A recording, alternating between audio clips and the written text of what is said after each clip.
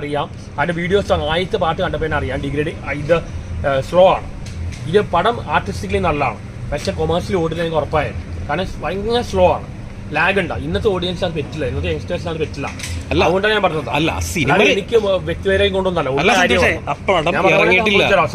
പടം റിലീസ് ആയിട്ടില്ലേ? സന്തോഷം റിലീസ് അന്നാ പിന്നെ ട്രെയിലർ ടീസർ ഇതെല്ലാം ഇറക്കുന്ന എന്തിനാണ്? അത് കണ്ടിട്ടാണ് ഞാൻ പറഞ്ഞത്. ഫസ്റ്റ് വീഡിയോസ് കണ്ടപ്പോൾ ഞാൻ രമേശ് പിഷാരടി പറഞ്ഞു ഈ പടം ഓടുന്നു തോന്നുന്നു, കാരണം ഭയങ്കര സ്ലോ ആണ്.